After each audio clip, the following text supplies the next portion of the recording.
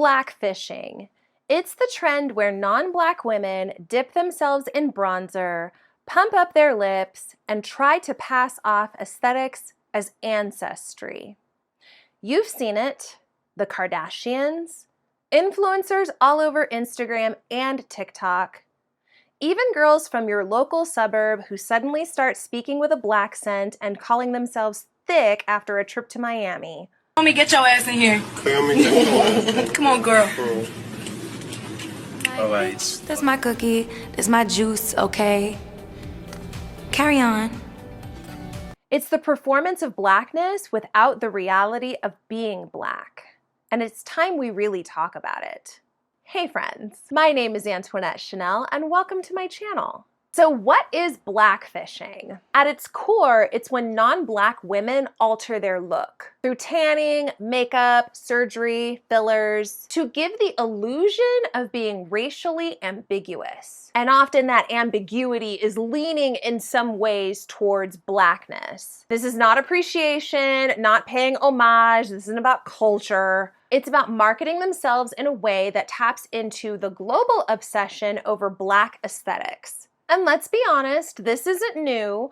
Pop culture has always had a fascination with black aesthetics and borrowing from black aesthetics. And most of the time that borrowing does not come with giving credit to the originators or anything like that. So, think about like Bo Derek in her braids, that kind of thing. This is not something brand new. It's been happening for a while, and the Bo Derek example illustrates that. From music to slang to fashion, black culture is the blueprint. But blackfishing is a particularly insidious flavor of this because it's so visual. It's tricking audiences into believing that these women are ethnically exciting or exotic, or that they have some sort of proximity to the culture that they really don't. For them, this is a costume, but for the viewers who are watching them, this is all the more reason to go in on their brand or go in on their product, whatever it is that they're offering. Take the Kardashians.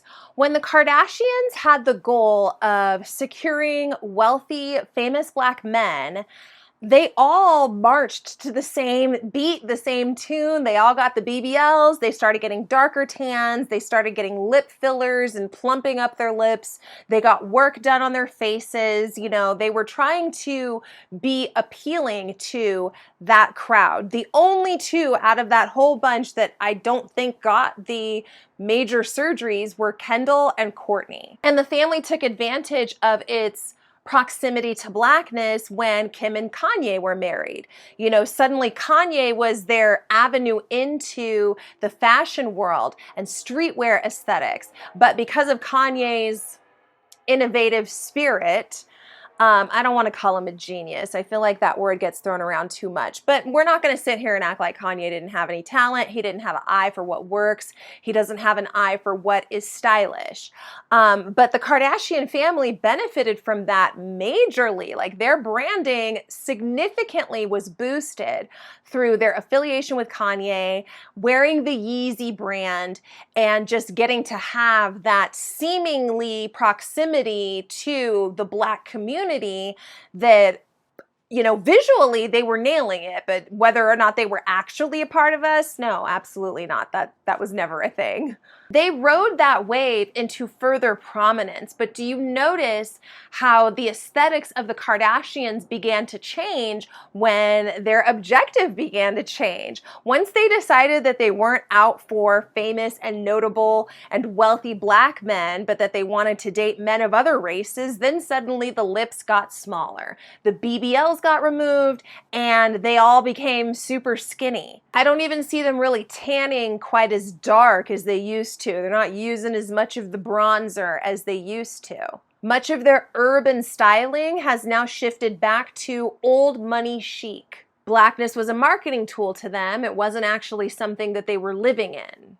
I mean, how could they? They weren't black. This is the blueprint for so many influencers today. You borrow from blackness while it's profitable, and then the second it's not anymore, you drop it like a bad habit. You can scroll through Instagram or TikTok and see hundreds of carbon copies. Non-Black women rapping along to ignorant lyrics that they don't understand, exaggerating slang that they never grew up with, shaking ass on camera for clout. Maybe they can dance a little, so suddenly now they're cultured or part of the culture. But isn't it interesting how I don't see those same TikTok girlies out in the streets or attending protests or attending legislation meetings or, speaking to the press or speaking to their politicians? I never see them doing that work. But sadly, the performance works. It racks up likes and views. These women have brokered brand deals off of this cosplay and pulled the wool over the eyes of so many people who should know better.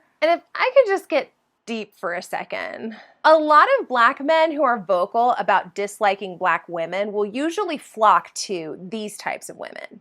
This is basically like a double win for them because they get to enjoy the desirable parts of the aesthetics. They get to appreciate that, but they don't have to take on the responsibility of loving a true Black woman, which might come with accountability and some reminders that they don't necessarily like.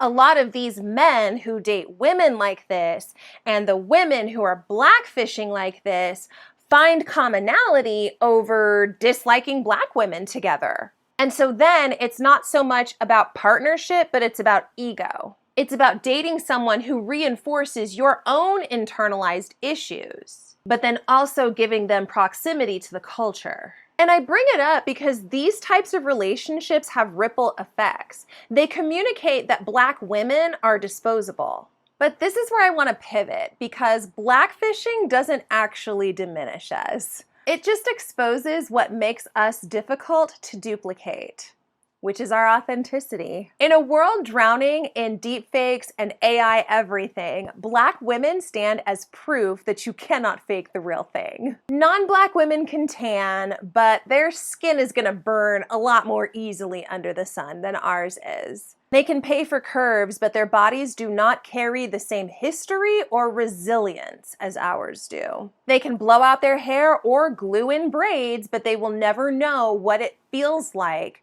to live with hair that literally defies gravity. And while they're buying overpriced serums to reverse the effects of aging, our melanin is already preserving us. That's why they envy us. It's why they imitate us, because they know deep down that our authenticity is something that they could never ever buy, train themselves into, none of it. And this envy is what fuels their dislike of us. This is why Black women will be labeled as too much or angry, even though non-Black women can do the exact same things, say the exact same words with the same tone of voice, have the same mannerisms, and they will be praised for it. It's why they want the look but not the struggle, the rhythm without the blues, so to speak.